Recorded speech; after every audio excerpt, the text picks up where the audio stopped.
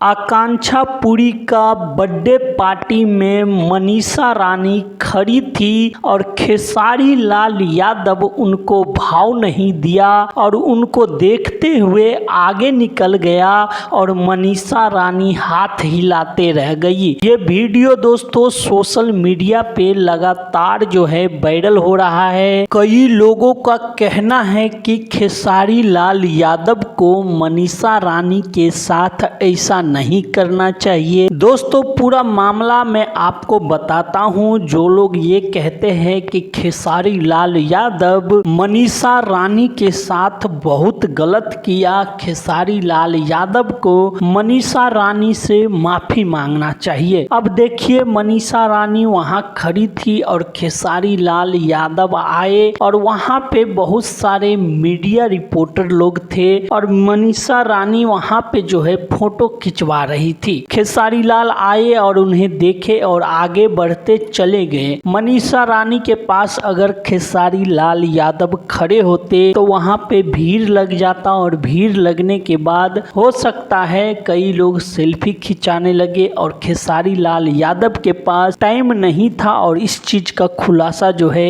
आकांक्षा पुरी ने खुद किया। आकांक्षा पुरी ने कहा था कि खेसारी लाल यादव को मेरे बर्थडे में आने के लिए बिल्कुल भी टाइम नहीं था। मैंने खेसारी लाल यादव से रिक्वेस्ट किया था कि आप हमारे बर्थडे में जरूर आइए। तो खेसारी लाल यादव जो है मेरे लिए बिहार से मुंबई आए और उनके पास बिल्कुल भी टाइम नहीं थे और हमारा बर्थडे खत्म होते ही वो वापस जो है बिहार लौट आए। अब ऐसे में दोस्तों सवाल तो यही है कि जो लोग ये कहते हैं खेसारी लाल यादव मनीषा रानी को भाव नहीं दिया, मनीषा रानी को बेइज्जती किया, अब इससे यही अंदाजा लगा सकते हैं आप खेसारी लाल यादव के पास बिल्कुल भी टाइम नहीं था। खेसारी लाल यादव आकांक्षा पुरी के बर्थडे में गया और वहां से जो है वापस अपने घर लौट आया। खेसारी लाल यादव फ्री नहीं रहता है, खेसारी लाल यादव हमेशा बिजी रहता है। खेसारी लाल यादव के पास इन सब चीज के लिए टाइम नहीं है और यही कारण है कि खेसारी लाल यादव